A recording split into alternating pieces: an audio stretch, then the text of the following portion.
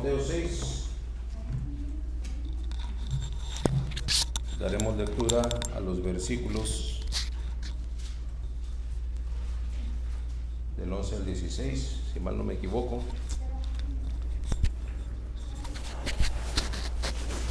Ya podemos predicar, ya llegó el hermano Tony. Gracias, Tony. Cuando hablé con él ayer, que me dijo, estoy trabajando acá en East Lake, dije, no va a quedar nada del hermano Tony con este calorcito que está haciendo y él trabajando allá en el sol. Pero andaba bien hidratado, ¿no, hermano? Andaba bien hidratado y luego le andaba ayudando a su hijo, ¿no? En esta ocasión no le puedo ayudar. ¿Sí? ¿No fue? Ah, Anthony, ¿dejaste a tu papá solito? Bueno, pero es que tienes mucha tarea que hacer y mucho trabajo que te dejó tu mamá, ¿no? En esta ocasión tuviste que ser más responsable en casa. Gracias a Dios.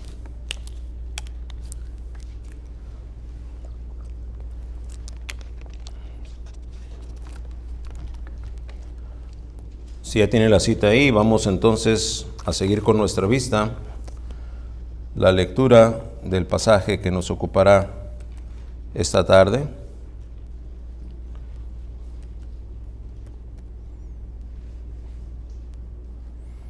En 1 Timoteo 6.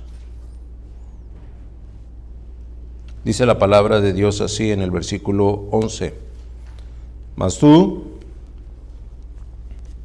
oh hombre de Dios, huye de estas cosas y sigue la justicia, la piedad, la fe, el amor, la paciencia, la mansedumbre.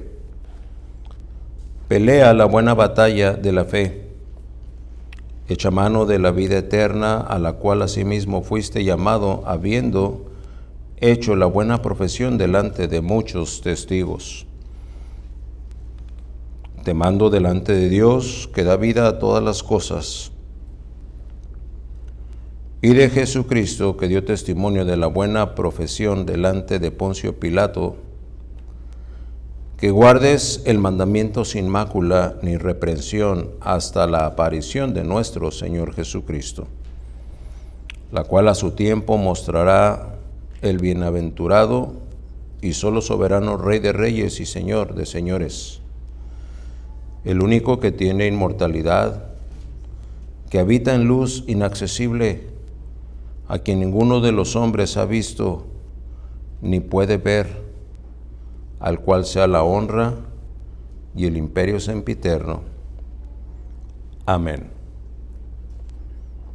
Estamos en el versículo 16 de los 21 que tiene este último capítulo de la primera carta a Timoteo, pero encontramos que Pablo se está despidiendo.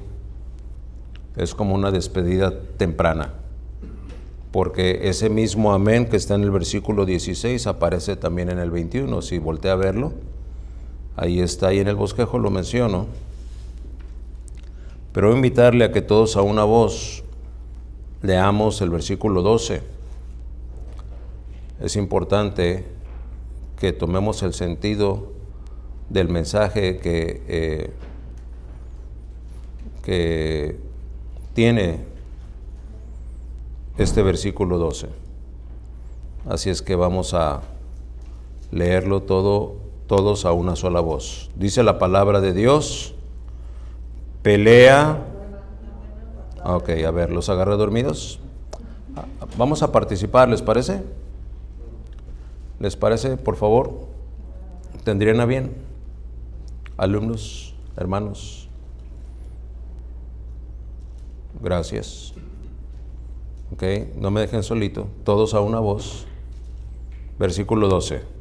Dice la palabra de Dios así: pelea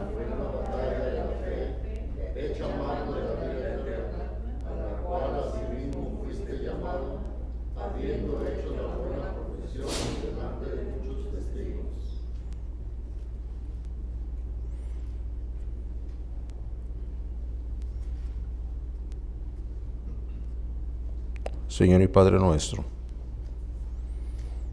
ruego en tu precioso nombre que tomes tu control de todo lo que va a pasar estos siguientes minutos.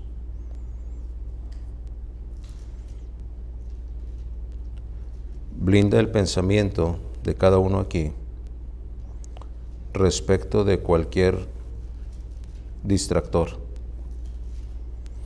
respecto de cualquier predisposición, respecto de cualquier indiferencia, y que el poder de tu Santo Espíritu nos cautive.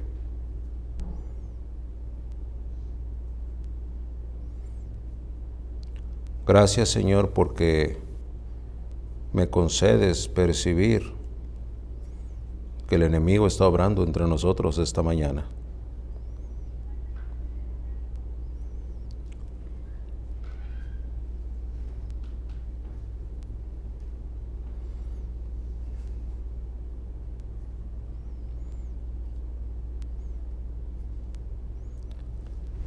Y sin poder precisar qué es lo que es, sé que solamente tengo que voltear mis ojos a ti y rogarte en el nombre del Señor Jesús que blindes a tu iglesia del ataque del infierno en esta hora. Sea lo que sea y sea quien sea, Señor, ten a bien manifestarte. Toma tu control de esta homilía desde su introducción y concédenos, Señor, de tu gracia para que el Espíritu Santo suavice y abra los oídos de cada uno aquí y sancione mis labios y cada palabra que será emitida de mi boca.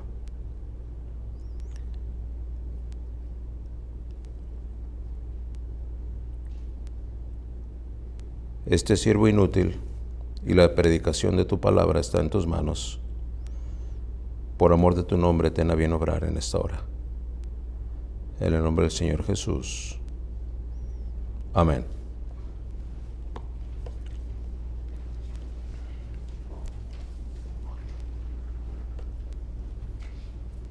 El versículo que tomamos para poder leer todos juntos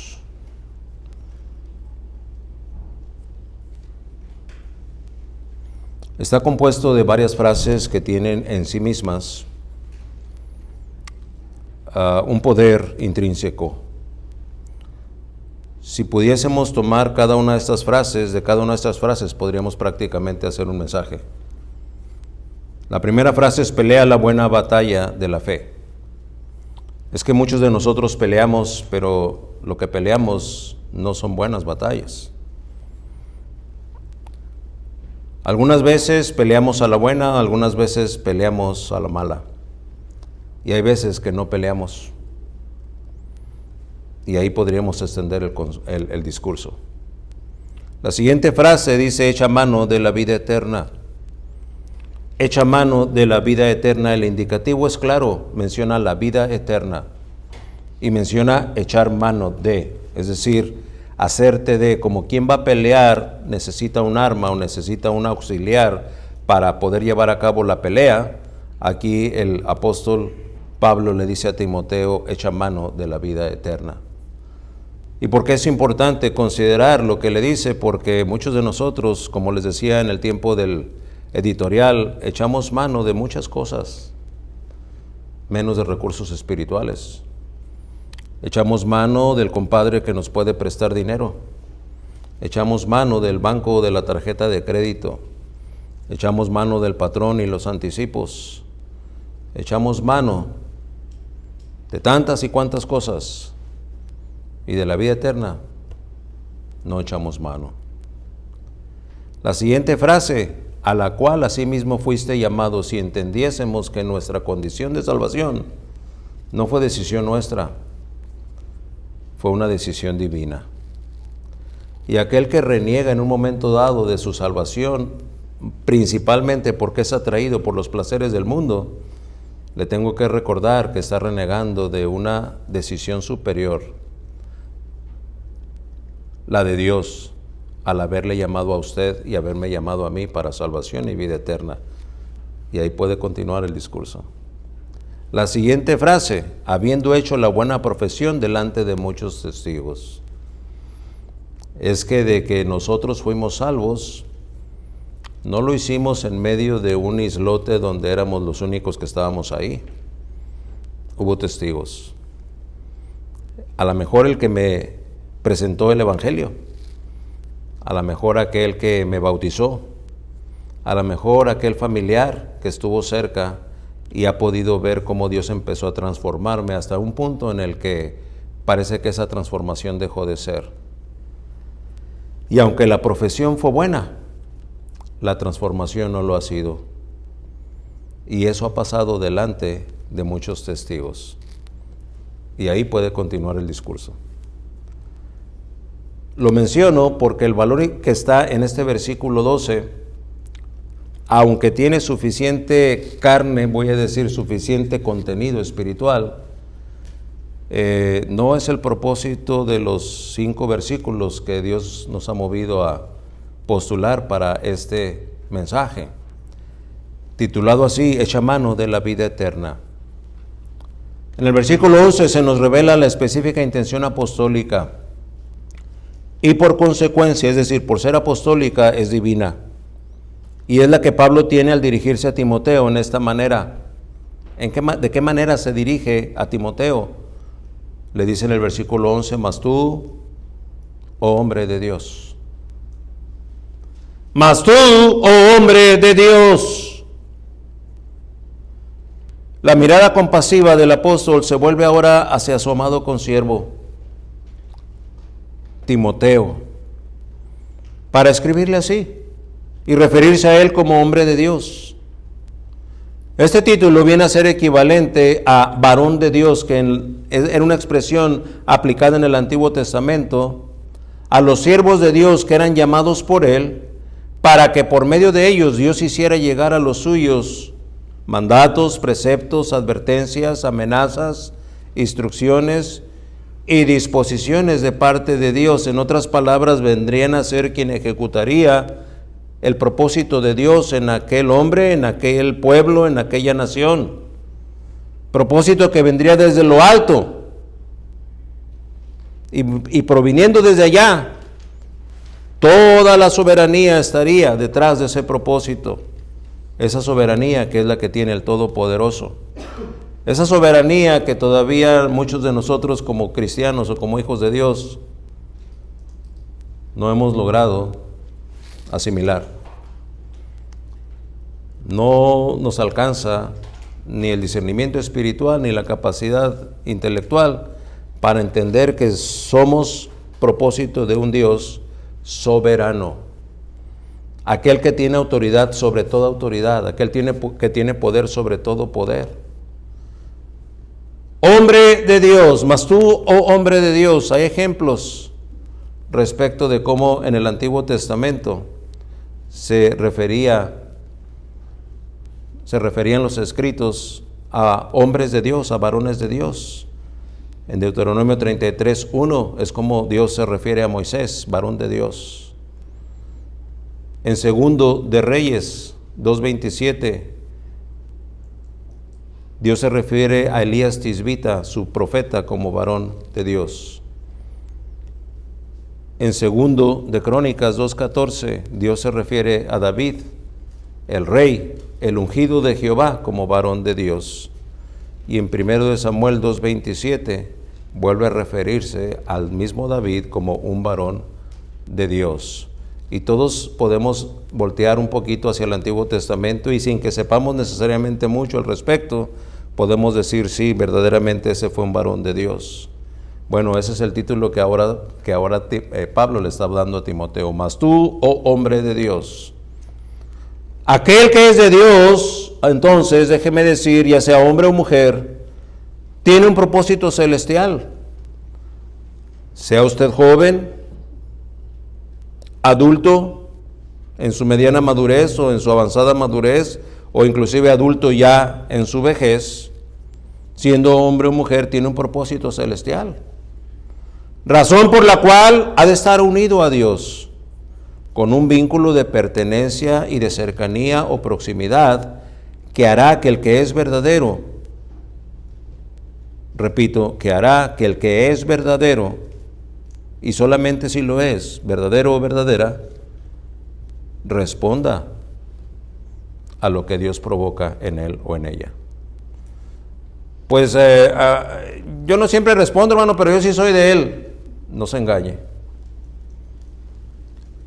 Yo por lo regular obedezco, ¿verdad? Pero pues, ¿qué tiene que hoy no obedezca? No se engañe. El que es de él, el que es verdadero, debido a ese vínculo espiritual que no fue voluntad nuestra, es voluntad de Dios. El que es verdadero responde: pues yo soy indiferente. Gracias por identificarse. Ya lo dijo usted, no lo dije yo.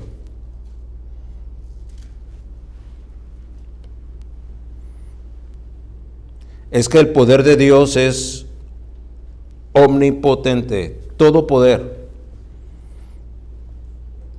Y ese poder obra en los suyos para vivir una vida inclinada a la piedad. De manera que su conducta termina siendo ejemplar e inspiradora a los ojos de todos los que le rodean. Yo le pregunto, ¿es así su conducta? ¿Es así su proceder? ¿Es así su hablar?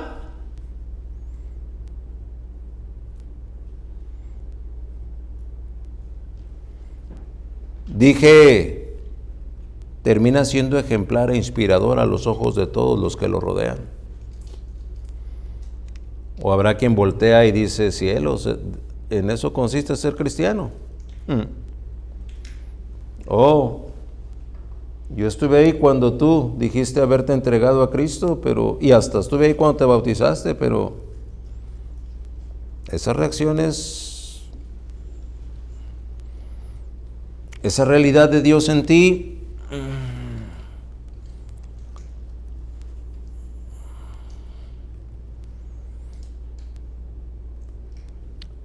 el llamado es a vivir una vida inclinada a la piedad, de manera que nuestra conducta termine siendo ejemplar e inspirador a los ojos de todos los que nos rodean. No estoy hablando de una perfección andando, estoy hablando de un testimonio que honra y glorifica a Dios, no obstante nuestras debilidades. Timoteo entonces atiende detenidamente a lo que usted que está aquí y el que habla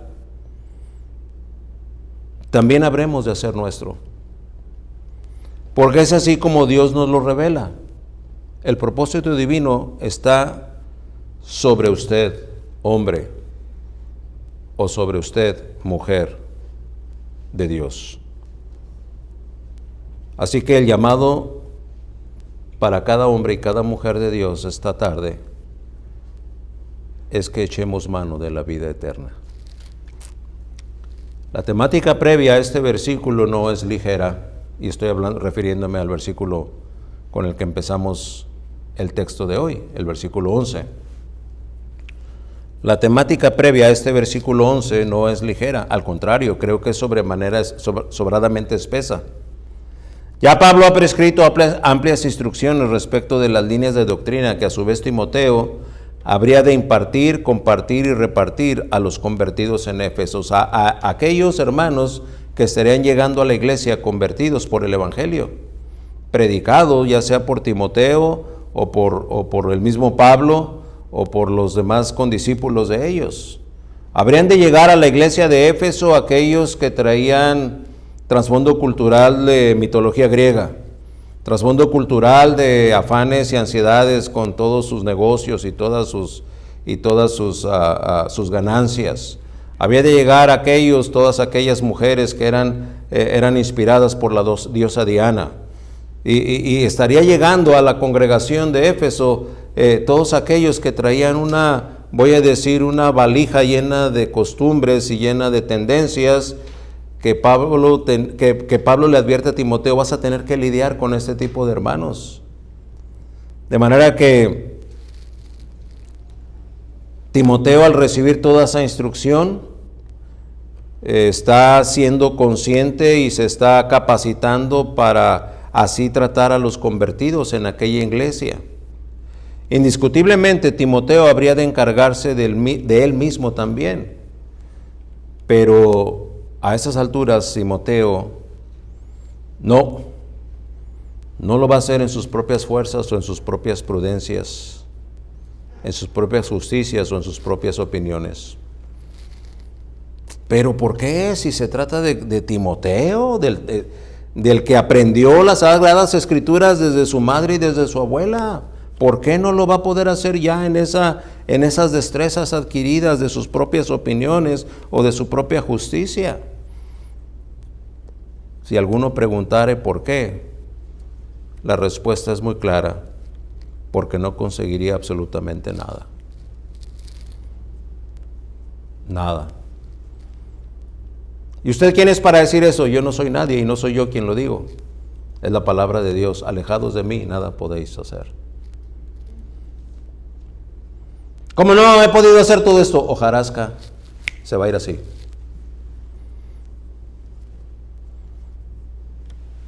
No lo digo yo, lo dice Dios.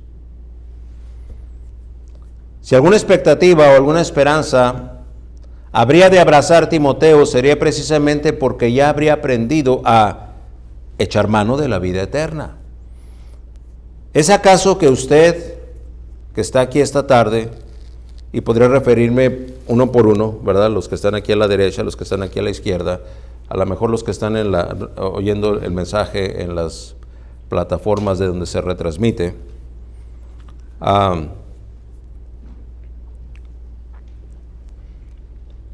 podrían en un momento dado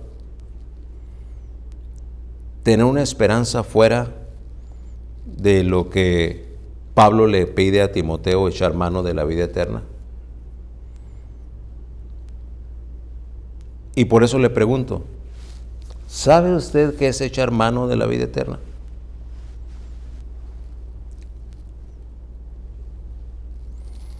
Hermano, me está hablando como en ruso, no lo entiendo. ¿Qué es eso de echar mano de la vida eterna?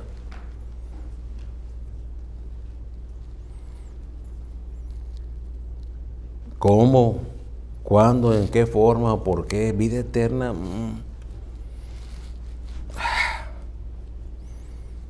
Si somos honestos con nosotros mismos, a lo mejor la mayoría, si no es que todos aquí, tendríamos que contestar: ¿echar mano de la vida eterna? Pues no sé, hermano. Habrá uno que diga: yo sí sé, hermano. Ok, entonces contéstese a usted mismo. Pero para los que no nos podemos contestar, va a ser la mejor oportunidad de aprender esta tarde.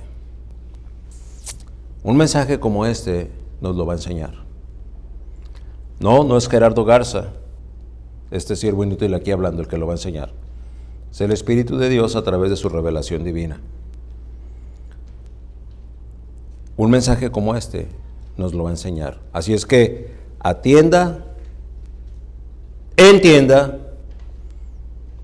y por amor del nombre de Dios, de usted y de los suyos, cambie mediante la obra transformadora del Espíritu Santo en usted.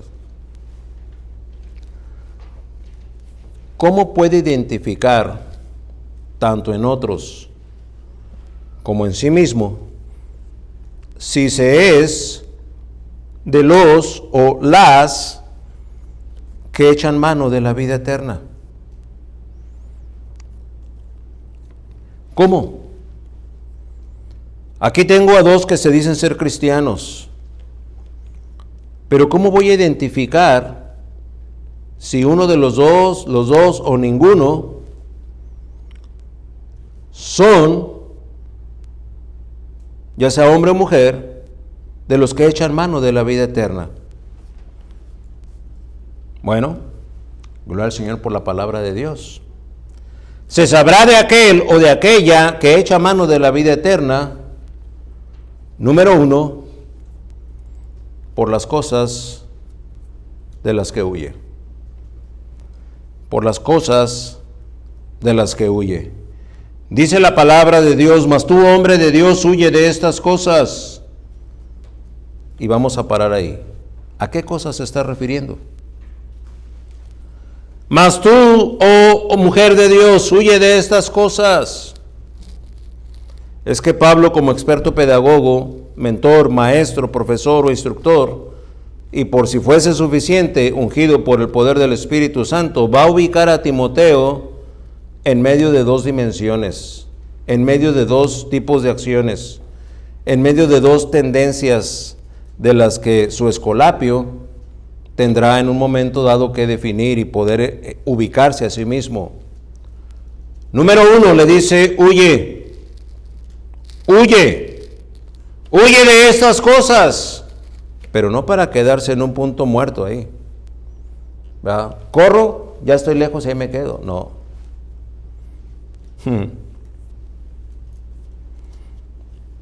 Jamás fue así.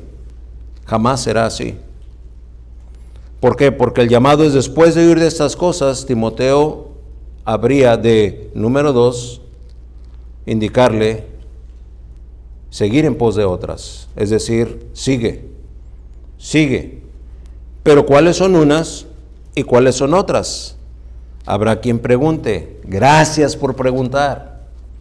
Aquel que echa mano de la vida eterna, dice la palabra de Dios, huye. ¿De qué huye? Pablo, ¿a qué te referiste cuando escribiste huye de estas cosas? ¿A qué es a lo que te estás refiriendo? Pobre Timoteo, está hasta allá, hasta Éfeso, tú estás en Antioquía. ¿A qué te referiste cuando le dijiste huye de estas cosas? La lista de estas cosas la encontramos en el contexto inmediato anterior a nuestro texto. Si usted tiene su Biblia, ábrala ahí en 1 Timoteo 6. Huye de esas cosas. ¿De cuáles cosas? En el versículo 1 le enseña de deshonrar a sus amos. Huye de deshonrar a tus amos. Versículo 2. Huye de servir deficientemente a quienes su deber dispone. Es decir, ser negligente a la hora de tu servicio, de tu trabajo. Huye de atender enseñanzas falsas u ociosas, según el versículo 3. Huye de atender enseñanzas falsas u ociosas. Es que hemos tenido oportunidad de ministrar a alguien que le podemos decir, el evangelio tal cual es ABC. Lo que tú estás pensando y se te ha enseñado en tal o cual lugar, te dice que el evangelio es QRT. Cuando la palabra de Dios te está revelando que es ABC, pero tú estás queriendo quedarte en QRT, yo te pregunto, ¿de qué debes huir? De atender enseñanzas falsas u ociosas. ¡Huye! Huye también, versículo 4, de envanecerte en ignorancia disfrazada de saber. Ay, eso es algo tan arraigado en nosotros. Rayamos en la más denigrante ignorancia, pero la disfrazamos de saber. Yo sé cómo se hacen las cosas. A mí déjeme, conmigo no se meta, yo sé cómo hacerle. Y estás completamente extraviado en conceptos errados. Tu desconocimiento es atroz. ¡Huye! Al envanecerte en ignorancia disfrazada de saber. Estamos hablando de aquel que echa mano de la vida eterna. Si vamos a identificar al que echa mano de la vida eterna, huye, número 1, de deshonrar a sus amos. Huye de servir deficientemente a quienes su deber dispone. Huye de atender enseñanzas falsas u ociosas. Huye de envanecerse en ignorancia disfrazada de saber. El mismo versículo 4 de esa 1 Timoteo 6 dice, huye de contiendas, envidias, pleitos, blasfemias y suspicacias. Huye. Huye, es que muchas de las veces no podemos echar mano de la vida eterna. ¿Sabe por qué? Porque en lugar de huir, estamos ahí estacionados. Ahí nos instalamos. En silla de escarnecedores se ha sentado. Ahí donde están los que piensan X, Y, Z, todo ajeno a Dios, pero ahí están sentados. Y desafortunadamente si le pregunta, oye, pero ¿por qué estás ahí sentado? Porque yo así soy. No estás echando mano de la vida eterna. ¿Cómo sabemos si aquel está echando mano de la vida eterna, si aquella está echando mano de la vida eterna? Porque huye de qué? De disputas necias en el versículo 5. Corrupción de entendimiento y engaño. Huye de esas cosas. También huye de enriquecimiento, tentación, codicias necias y naufragio. Un enriquecimiento que en números aumenta, pero déjeme decirle, yo lo he visto y tengo que decirlo para vergüenza mía, lo he vivido, un enriquecimiento efímero. ¡Pum! Ya tenía tantos o cuantos miles, una mala decisión, una mala compra, una mala inversión, y aquel presunto enriquecimiento quedó en ceros. Es más, hasta me endeudó. Huye de enriquecimiento, tentación, codicias necias o naufragio. Y en el versículo 10, que es el previo al 11, huye del amor al dinero. El amor al dinero. El dinero, ha habido quien lo ha dicho, ¿verdad? El dinero es un buen siervo, pero un mal amo. Y muchos somos los que tenemos al dinero como amo de nuestra vida.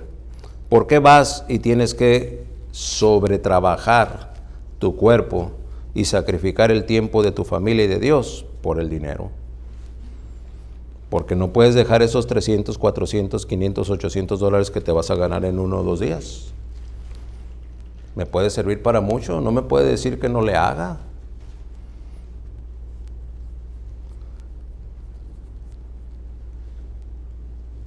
Si tuvieses a bien tomar el reto y ser de discernimiento espiritual, podrías ver cómo Dios sustituye eso que dejaste de ganar y lo multiplica por 10 o por 100 si solamente dejas de amar el dinero. El que echa mano de la vida eterna huye del amor al dinero. Huye, no lo procura, huye. El extravío de la fe, huye del extravío de la fe. Esa manera de a veces sí, a veces no. Estas cosas sí me parecen, estas no, a mí se me hace que no está interpretando bien el pastor. Esto sí, porque de hecho yo siempre he pensado así. Esto no, porque pues eso a mí nunca me ha gustado. Eso sí, es más, yo nunca he sido así. Ese es el extravío de la fe. Huye también de muchos dolores. Hermano, esa lista no es mía. Están los versículos del 1 al 10 de 1 Timoteo 6. Ahí está en la Biblia. Medítelos, léalos y pregúntele a Dios. Si yo estoy interpretando mal, venga y dígamelo, hermano. No sea usted un engañador y un fanfarrón. Pero si está ahí, entonces vaya a sus rodillas y perdónele a Dios, porque si echa mano de la vida eterna, usted huye de todas esas cosas. Usted huye de eso. Mire, no le dije usted debe huir. No, usted huye. La resultante directa de ser un verdadero creyente que echa mano de la vida eterna, huye de esas cosas. No debe de huir, no tiene que huir. ¿Se da cuenta del poder del absoluto? Huye. Huye de estas cosas. Huye. Sin cuestionamientos. Y no hay excusa que quepa. Bueno, no, yo no porque... no, huye de estas cosas. Bueno, yo huyo de algunas, ¿verdad? Porque las otras... no, huye de estas cosas. Si usted es un verdadero creyente, una verdadera hija, un verdadero hijo de Dios, que echa mano de la vida eterna, usted huye de estas cosas.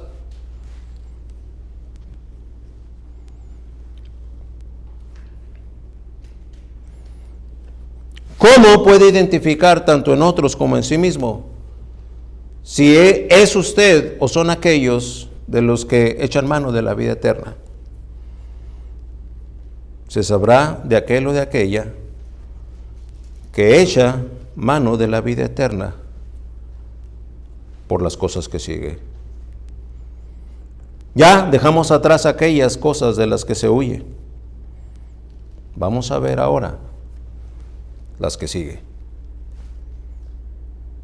Si usted es un verdadero creyente que echa mano de la vida eterna, sigue estas otras cosas. La lista de las cosas a seguir las encontramos a partir de este versículo 11. Sigue, dice el versículo 11, si está todavía ahí en 1 Timoteo 6. Mas tú, hombre de Dios, huye de estas cosas, y luego dice, y sigue. Podríamos poner ahí 2 puntos. La justicia. La justicia. Así como Pablo le escribe a los Efesios, precisamente a los de Éfeso, y les dice en el 6:14 de su carta, vestíos con la coraza de justicia. Sigue la justicia. ¿Pero qué es la justicia? La justicia del verdadero creyente es lo que practica. Lo que practica. No lo que hace cuando tiene tiempo. No lo que hace siempre y cuando no le estorbe un pasatiempo o un hobby o una preferencia personal. La práctica es sistemática.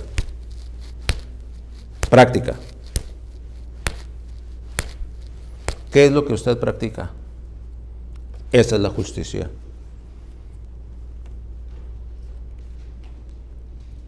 Sigue la justicia. Practica con el corazón con la coraza de justicia, aquello que se alinea con la justicia de Dios, con lo que Dios dispone que está bien y rechazando lo que Dios dispone que está mal. Es una justicia perfecta, así como la ilustran los romanos. Una mujer con ojos vendados y con una balanza en la mano que pesa lo que verdaderamente vale. Y lo que tiene un valor eterno nunca podrá pesar menos que lo que tiene un valor temporal. Y si tú le das más valor a lo temporal sobre lo eterno, no estás practicando justicia. Las cosas que sigue la justicia, sigue en la lista la piedad. Lo que proyecta afina lo que es espiritual con Dios, como la compasión, por ejemplo. Sigue la justicia y luego sigue la piedad. Aquello que proyecta y que es afín a lo espiritual con Dios, esa es la piedad. Y lo veíamos la semana pasada, valor agregado cuando es acompañada de contentamiento. Sigue la justicia, sigue la piedad, luego dice, sigue la fe. Note usted, si aquel es un hijo de Dios, una hija de Dios, que echa mano de la vida eterna, sigue la fe. ¿Y cómo podríamos entender esa fe? ¿En quién confía? ¿En quién confía? ¿Y con qué certidumbre es que usted espera? Esa es la fe que viene de Dios. Es la fe que usted despliega para decir, yo no veo cómo esto se pueda solucionar, pero sí sé que Dios promete que si yo ejerzo la fe que Él me dio para creer, Él lo va a resolver. Y doy el paso de fe. Oh, pero muchas de las veces, en lugar de seguir la fe, seguimos la duda. No, ve tú a saber si vaya a poder. No, a mí se me hace que no. Pues por si son peras o son manzanas, mira, yo mejor me aseguro y ese es a un lado la fe.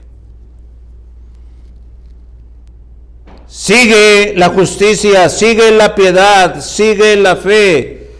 Si se echa mano de la vida eterna, también sigue al amor. Mientras que la justicia es lo que practica, la piedad es lo que proyecta y la fe es lo que en lo que confía, el amor es lo que expresa a manera de afecto, sacrificio y preferencia. ¡Te amo! Bueno, sí, creo que es la primera vez que me lo dices en los últimos 2 años, pero no me lo expresas que yo digo. ¿Cómo no? Sí, pero yo te amo. Así tratamos a Dios, ¿sabe? Yo amo a Dios. Gloria al Señor. Qué hermoso testimonio. ¿Puedes venir el miércoles al servicio de estudio bíblico? No, no puedo. ¿No me acabas de decir que amas a Dios? Sí. ¿Por qué no quieres estar con Él? ¿Por qué no quieres estar en comunión con el cuerpo de Cristo, que es la iglesia, para orar por nuestras necesidades? Para que esa cohesión que hay y que dispuso Dios como una institución divina se traduzca en bendición para ti. No, porque yo amo a Dios, aunque pues la iglesia no crees que me gusta tanto. No puedes amar a Dios y no amar a la iglesia. ¿Te das cuenta dónde está el engaño? El amor se expresa a manera de afecto, a veces sacrificio y a veces preferencia. Mire que cuando vemos a una pareja, bueno, mire, a lo mejor va a ver la predicación. Hiram y Daniel, el papá de la niña con la que se está citando a larga distancia, están muy coordinados y Dios está bendiciendo. Y ese muchacho ya está transformado, ya cambió. Ya cambió. Habíamos hecho planes de vacacionar en noviembre, en el Thanksgiving. Pero como está avanzando esta amistad y esta relación con Daniela, ya nos batió. Ya. Oye, hijo, ¿qué pasó? No, yo voy a ir a Puebla. Pero no habíamos quedado que no. Mira, ¿por qué no vamos donde habíamos dicho y luego de que no? Bueno, podemos, mira, vámonos 3 días y luego ya, no, yo voy a Puebla. Bueno, ¿qué te parece si nosotros vamos también a Puebla? ¡Sale! ¡Vamos a Puebla! Toda la familia vamos a Puebla. Ok, vamos a ir a Puebla. El amor trastoca ese afecto, ese sacrificio. ¡Amo a Cristo! ¿Qué te parece si pasas todas las noches una media hora orando en una comunicación, en una comunión y en una consulta con Dios? La verdad es que es a la hora de mi serie favorita del Netflix. Regularmente acabo muy cansado y yo regularmente ya a esa hora ya me duermo. Pero me acabas de decir que amas a Dios. Pues sí. El ejemplo que cito de lo de Hiram es el impacto que causa el amor, el afecto.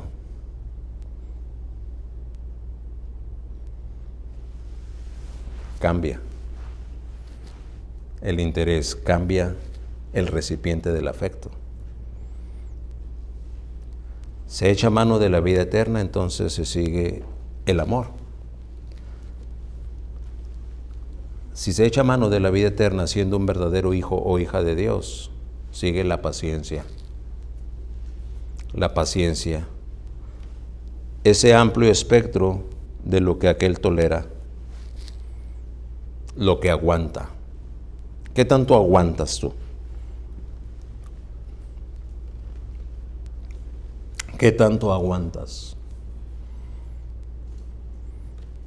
¿Qué tan amplio está ese espectro de tolerancia respecto de tus hijos, de tu cónyuge, de tu iglesia, del pastor, del trabajo, del patrón, de los compañeros? Eso se llama paciencia. Se echa mano de la vida eterna, entonces se sigue la paciencia. Y la lista, aunque no es todo lo que hay, estamos hablando de la que está aquí en el texto, la mansedumbre. Ya dijimos entonces, el que echa mano de la vida eterna sigue la justicia, que es lo que practica, la piedad, que es lo que proyecta, La fe, que es en lo que confía. El amor, lo que expresa a manera de efecto. La paciencia, lo que aguanta. La mansedumbre, lo que calla ante las provocaciones o injusticias.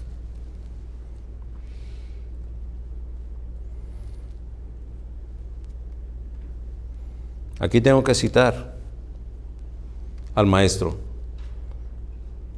con lo que registra Mateo 11:29, que dice: llevad mi yugo sobre vosotros y aprended de mí. ¿Qué es lo que vamos a aprender de ti, maestro? Diría alguien, a lo mejor como Pedro, ¿no? O algún neófito que estaba ahí oyendo la enseñanza del maestro. A ver, ¿qué voy a aprender de ti? Tú que eres el hijo del carpintero.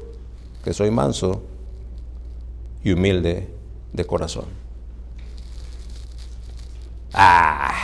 Manso y humilde de corazón. No, yo soy orgulloso y soy bien bragado. Soy de los meros petateros. No, aprended de mí que soy manso y humilde.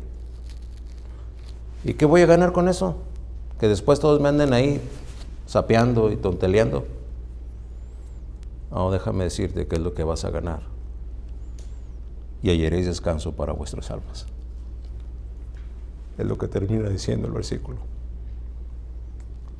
Mansedumbre, lo que calla ante las provocaciones e injusticias.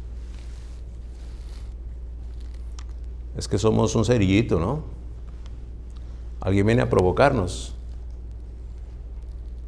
y ya tenemos lista la respuesta, como un resorte. Oye, ¿pudiste hacer esto?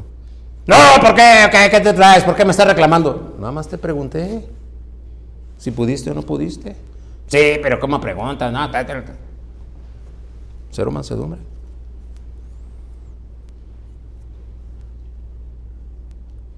Después de estos dos aspectos, apenas vamos a la mitad de lo que huye y lo que sigue. Le pregunto, ¿es usted de los hijos de Dios que echa mano de la vida eterna?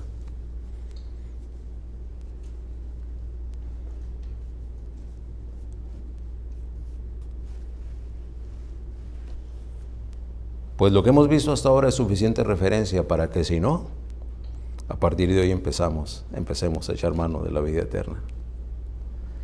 ¿Cómo puede identificar tanto en otros como en sí mismo si se es de los o las que echan mano de la vida eterna? Bueno, se sabrá de aquel o de aquella que echa mano de la vida eterna, punto número 2, por las cosas por las que pelea y por las cosas de las que echa mano.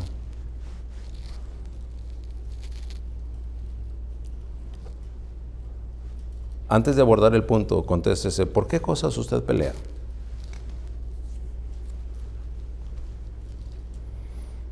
Y en esa pelea, ¿de qué cosas echa mano?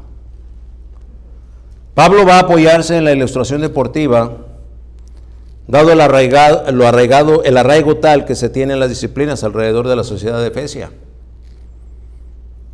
Pelea, y luego se refiere a la buena batalla de la fe. Si bien en el capítulo 1 de esta misma carta ya Pablo se refirió a la buena milicia respecto de la pelea en el campo militar de batalla, a la buena batalla de la fe que se está refiriendo ahora es a la lucha olímpica, la que es 1 a 1, una competencia reglamentada y disciplinada según las competencias como las Olimpiadas lo disponen. No una lucha de jalones de greñas o piquetes de ojos o cosas sucias, fuera de orden. La buena batalla de la fe. El Antiguo Testamento refiere a un libro muy especial del que no se sabe mucho a excepción de esta mención aislada que leemos en Números 21:14, en donde el escritor, que es Moisés, lo menciona. Por tanto, se dice en el libro de las batallas de Jehová, lo que hizo en el Mar Rojo y en los arroyos de Armor. Hay un libro registrado entre los hebreos en donde se registran las batallas de Jehová. Quiere decir que las batallas son trascendentes y son están regularmente presentes en la vida del creyente. Es que la buena pelea no es la que se lleva a cabo en nuestras fuerzas, no. La buena pelea no es la que se lleva a cabo con nuestros presuntos recursos, con nuestras humanas y limitadas destrezas.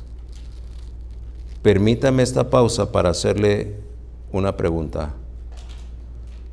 ¿Cuáles son las cosas por las que usted pelea?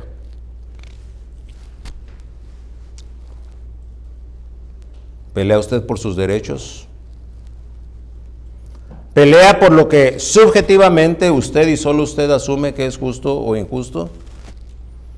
¿Verdad? Las dos cuñadas mías, medias hermanas de mi esposa, tienen muy arraigado esa expresión. Pues a mí no me parece justo que esté pasando esto y esto otro.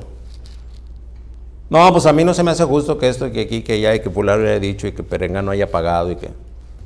Pues a mí no me parece justo. ¿Y en qué se fundamenta su justicia? ¿En su parecer? En su parecer. Mira, a mí no me parece justo, entonces como no me pareció justo, no estoy de acuerdo, y como no estoy de acuerdo, o haces esto y esto y esto para que yo esté de acuerdo, y entonces ya considere que es justo, y una vez que ya o sea, son jueces. Son jueces. Y paz, si dan su veredicto y su sentencia no se cumple, pero eso es por lo que ellas pelean. No hay reunión que esporádicamente podamos compartir con ellas en donde no mencionen este aspecto.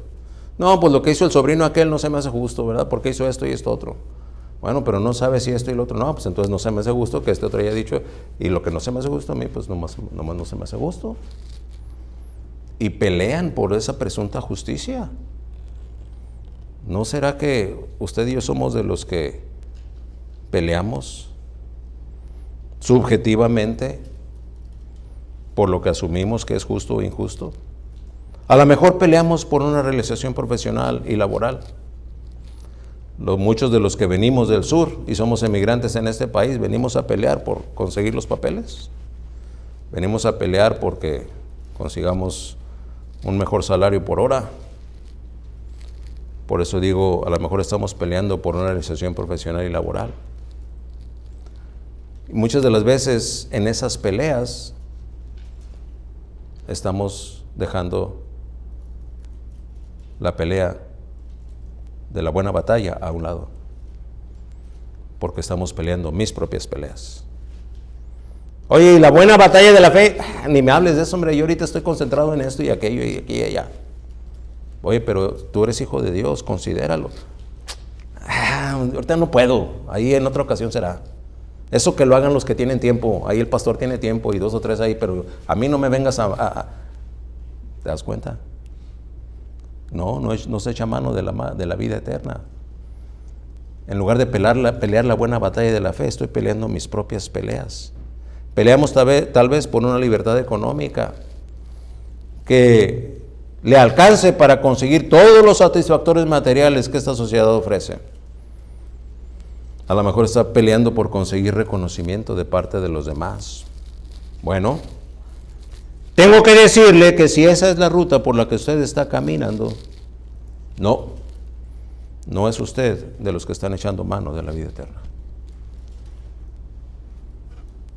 ¿Y qué con eso? Si usted pregunta eso, la palabra de Dios tiene respuesta. Echar mano de la vida eterna es norma espiritual de la batalla. Norma espiritual, es decir, es una disposición divina que tiene que ver con el aspecto espiritual de esa vida eterna que tenemos en Cristo, si es que la tenemos como que verdaderos creyentes, verdaderos hijos de Dios. Es norma espiritual de la batalla, de la buena, la de la fe. Pablo, como quien asiste al luchador a la hora de competir en el magno evento deportivo, le aconseja y le instruye: Timoteo, ahí está el adversario. Tu mejor recurso en esta lucha es el recurso espiritual. Y Timoteo, listo para empezar la lucha, le pregunta: ¿y cuál es esa, coach? ¿Cuál es esa, entrenador? asesor, dígame, ¿cuál es esa? La vida eterna. La instrucción aparece otra vez en el versículo 19, que veremos la semana que entra. ¿Sí tiene ahí 1 Timoteo 6? Mire lo que dice 19, atesorando para sí buen fundamento para lo porvenir, que echen mano de la vida eterna. Ahí está otra vez. Y es que la vida eterna, aunque ya es posesión de todo creyente verdadero, el echar mano es agarrarla con tal convicción personal que es evidente el esfuerzo el esfuerzo porque fluye de manera natural. En otras palabras, aquel que echa mano de la vida eterna no tiene que pujar para conseguir lo que quiere, porque es el poder de Dios el que se lo da. Por eso aparenta natural. Fluye en la práctica y conducta de la vida de quien la tiene. Y suele ser un resultante inequívoco de las virtudes de esa índole. ¿De cuál índole? De la espiritual. Hace 2 semanas creo que les predicaba y les decía, hermano, es que cuando nosotros pasamos tiempo con Dios se nos nota. Usted pasa tiempo de oración, usted pasa tiempo de meditación bíblica en donde usted está expuesto a la soberanía de Dios, se le nota. ¿Será que si no pasa tiempo, ni medita en la palabra de Dios, ni ora en comunión, comunicación y consulta, se le nota? Sí, se le nota. Se le nota, por eso digo, es evidente. Es evidente e inequívoco. Esas virtudes de índole espiritual se proyectan naturalmente. No se puede fingir. No puedo llegar y presentarme aquí delante o estar, no tengo que presentarme, estar y que de repente alguien me observe y diga, esa persona es espiritual, si no lo es. Pero déjeme decirle, si lo es, se le nota. Primera de Pedro, capítulo 1, enlista las 7 virtudes de las cuales hace ya casi 2 años se les predicó aquí. Y ahí en Primera de Pedro 1, no vamos a ir ahí por abreviar el tiempo, pero dice la palabra de Dios que a la fe, esa que providencialmente Dios da a quien Él quiere añadir, al que Él quiere, desde su soberanía, nos instruye a añadir a esa virtud conocimiento. Al conocimiento, dominio propio. Al dominio propio, paciencia. A la paciencia, piedad. A la piedad, afecto fraternal. Y al afecto fraternal y amor. ¿Cuánto se parece esta lista de lo que es definir la vida eterna con relación a lo que le dice a Timoteo? Y es Pedro el que lo escribe. El versículo 8 ya cita una cláusula condicionando donde dice, si estas cosas están en vosotros y abundan,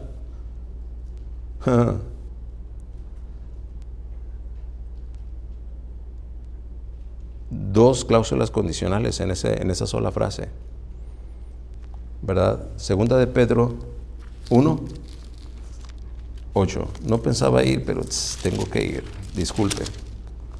Segunda de Pedro 1, versículo 8. Porque si estas cosas están en vosotros y abundan, no os dejarán estar ociosos ni sin fruto en cuanto a conocimiento de nuestro Señor Jesucristo. Y dice, si estas cosas están en vosotros y abundan. ¿A cuáles cosas? Aquellas que enlistó, las 7 virtudes previas. Esas 7 virtudes previas tienen que cumplir con 2 condiciones. Una, tienen que estar en nosotros, pero no así como algunos de nosotros cargamos el celular, no casi siempre en la última rayita. Y se nos interrumpen seguido las llamadas porque ya no traemos carga. Dice, si están en nosotros y abundan, segunda condición. Ahí están las 2 condicionales. Si están en vosotros y abundan, no nos dejarán estar ociosos ni sin fruto en cuanto al conocimiento de nuestro Señor Jesucristo. Ya el versículo 9, primero el 8 citó que deben estar en vosotros y deben abundar.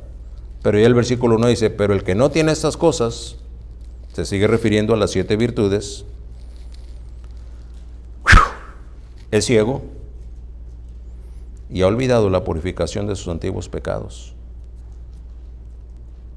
Para olvidar el perdón de nuestros pecados tenemos que ser cero sensibles a la voz de Dios. Ya en el versículo 10 dice la palabra de Dios: por lo cual, hermanos, tanto más procurad hacer firme vuestra vocación. Procurad hacer firme vuestra vocación. ¿Con qué se hace firme cualquier cosa? ¿Olvidándola? ¿Se afirmará? ¿Arrumbándola? ¿Se afirmará? No, y se refiere a vuestra vocación, es decir, el llamado que tenemos de ser hijos de Dios. ¿Cómo lo vamos a hacer firmes? Cultivándolo, practicando las virtudes de Dios, haciendo que el fruto del Espíritu fluya a través de nosotros en sus 9 manifestaciones: amor, gozo, paz, paciencia, benignidad, bondad, fe, templanza. Hacer firme vuestra vocación y elección, porque haciendo estas cosas, ¿cuáles? Pues las 7 virtudes. No caeréis jamás. No caeréis jamás. Habemos quienes en un momento dado nos sorprende la indiferencia. Cuando predicamos nos volteamos para otra parte o simplemente cerramos nuestros oídos. El jamás ya no aplicó para ti, ya caíste. Recursos espirituales, no carnales. ¿Qué me dice de la meditación bíblica? ¿Qué me dice de la oración devocional, personal, devocional ministerial? Que haya una carga en nosotros por un buen testimonio. Que haya una carga en nosotros por poder en nuestro diario vivir, compartir y proclamar el Evangelio.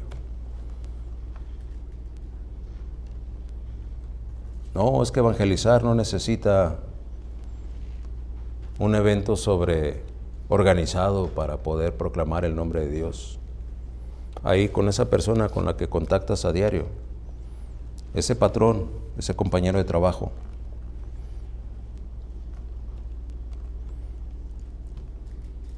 son buen blanco para que escuche el Evangelio. Todas esas virtudes son lo que compone la vida eterna.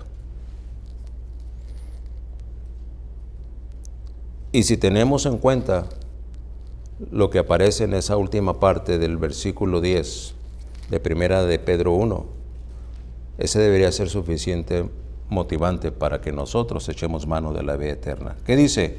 No caeréis jamás. No caeréis jamás. Echa mano de la vida eterna. En el versículo 14 encontramos lo que se ha de guardar. Que guardes el mandamiento, dice, sin mácula ni reprensión. ¿A qué se refiere cuando dice guardar? Bueno, si fuésemos al diccionario, entenderíamos que cuando se habla de guardar, bien puede significar cuidar, vigilar, custodiar. Guardar también puede significar colocar algo en un lugar determinado y apropiado. Guardar también puede ser conservar, no utilizar o gastar. Guardar puede también significar cumplir, observar y acatar una regla, así es como se guardan algunos reglamentos. Y dice aquí la palabra de Dios que guardes el mandamiento sin mácula. ¿Verdad? Dice el versículo 14 de esa 1 Timoteo 6, que guardes el mandamiento sin mácula ni reprensión hasta la aparición de nuestro Señor Jesucristo. Está hablando de un tiempo y un plazo. Conservar es no utilizar o gastar, entre lo guardar. Podemos entonces entender que el mandamiento coincide con la mayoría de los teólogos y comentaristas. Pablo se refiere a la revelación de Dios. Ese mandamiento sin mácula es la revelación de Dios. Ahora en nuestro tiempo ya contamos con el Nuevo Testamento, que en los tiempos en los que escribe Pablo no se ve escrito, pero que una vez revelado viene a integrarse al canon de la palabra de Dios. Y cuando dice sin mácula, es sin mancha. No guardar integralmente el mandamiento lo mancha. No guardar íntegramente el mandamiento deja vetas de inconsistencias. Y cuando digo integral, habremos de entenderlo en su totalidad, en toda ocasión, en todo tiempo, en toda oportunidad, de manera íntegra, una sola pieza, no a veces sí, no a veces no. No a veces una parte y a veces otra. Una sola pieza, sin mácula, sin partes removibles ni alternantes, como las que tiene un rompecabezas que apenas lo movemos un poquito y las piezas se desacomodan y ya no sabemos dónde quedó aquello. Salmo 33:11 nos ilustra exactamente lo que Pablo le quiere decir a Timoteo. El consejo de Jehová permanecerá para siempre. Los pensamientos de su corazón por todas las generaciones. Esto ha de parecer sin mácula, y Él se encarga de salvaguardarlo. Hechos 20:27, porque no he rehuido a anunciaros todo el consejo de Dios. Y es Pablo hablando cuando se despide de los hermanos de Éfeso allá en Mileto. Además de que dice sin mácula, dice también sin reprensión. ¿Por qué? Porque no refiere perfección, refiere no ser amonestado,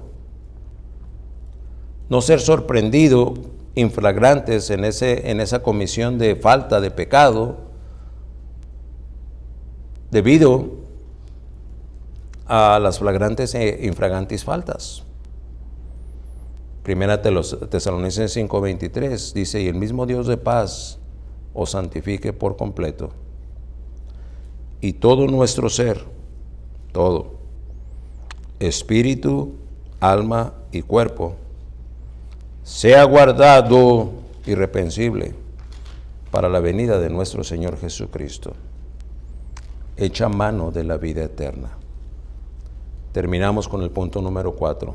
En los versículos 15 y 16 encontramos, la cual en su tiempo mostrará el bienaventurado y solo soberano Rey de Reyes y Señor de Señores, el único que tiene inmortalidad, que habita en luz inaccesible, a quien ninguno de los hombres ha visto ni puede ver, al cual sea la honra y el imperio sempiterno.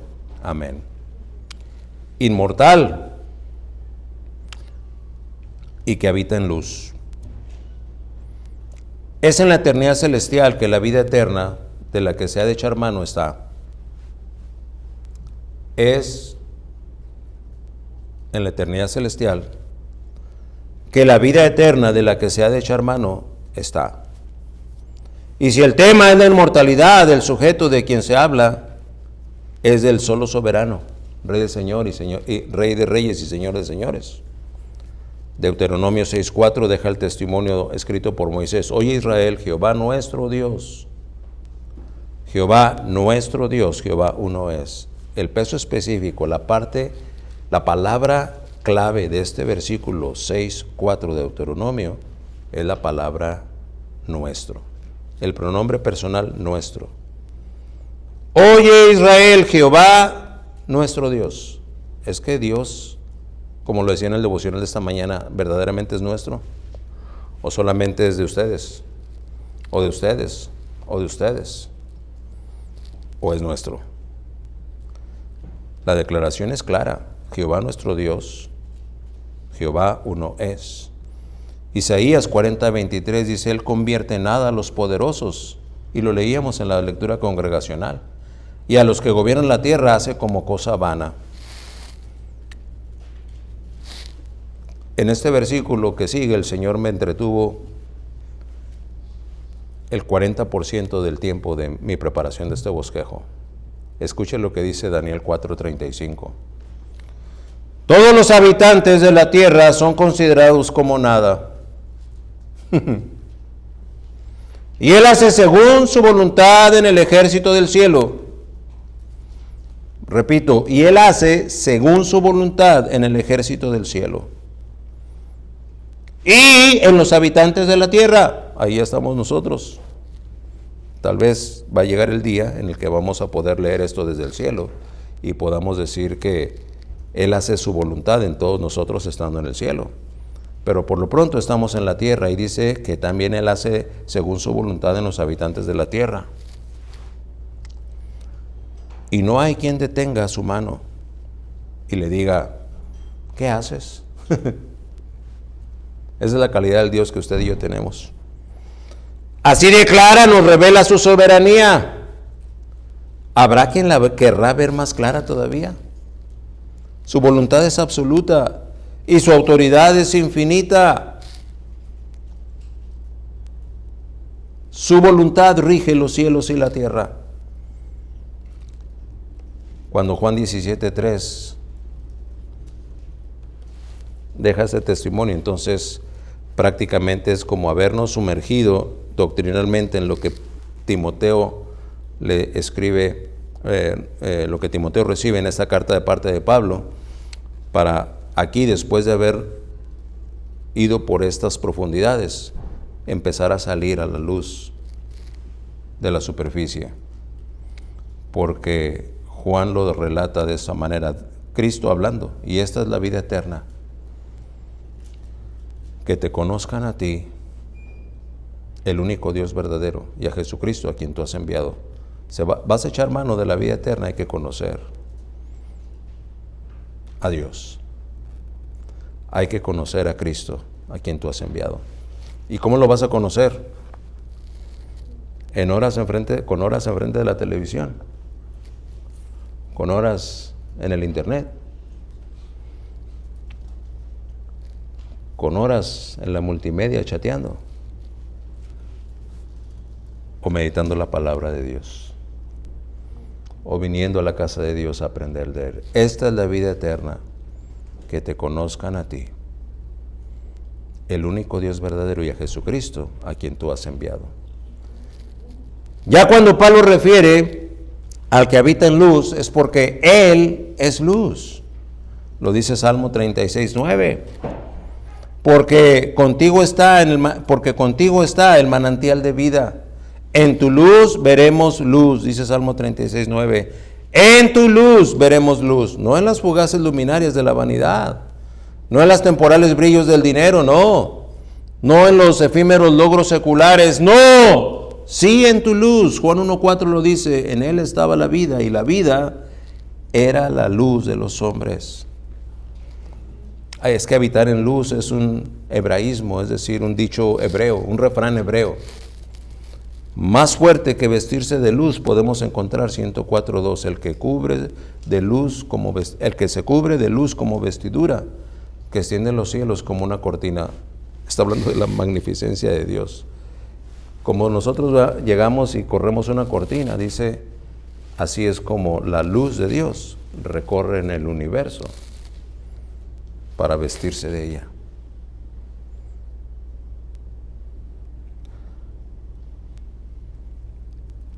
Hablando de la inmensidad de Jehová, con respecto a este hebreísmo, a su vez es menos fuerte de la afirmación que encontramos en 1 de Juan 1:5.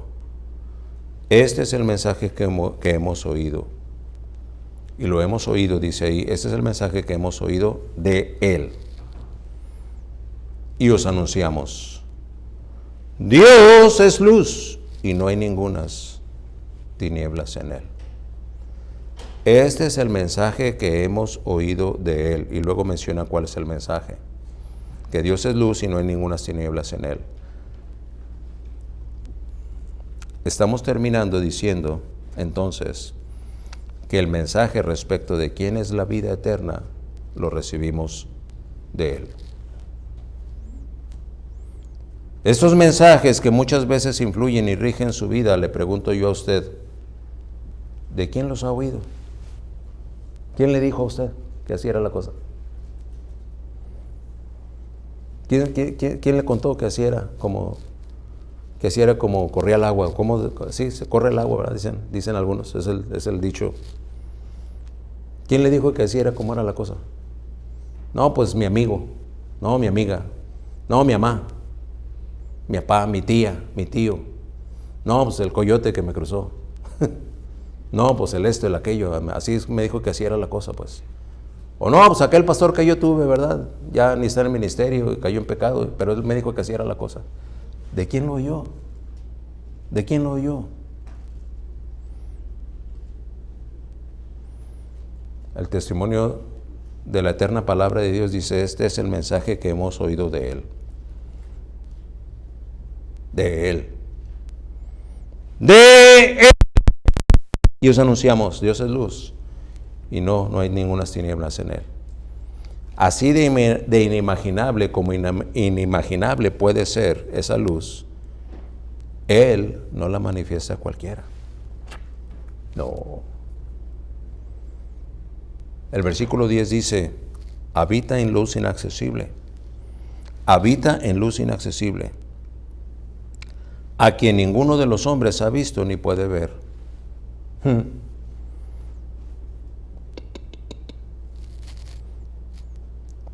La diferencia entre aquel que es consagrado y entregado a Dios y aquel que es tibio o indiferente tiene que ver con la soberanía de Dios. Y usted dirá, bueno, pues qué bueno que a mí no, que conmigo no se manifiesta. Qué bueno, quítele el qué bueno, qué malo. Porque ese es un indicativo detrimente.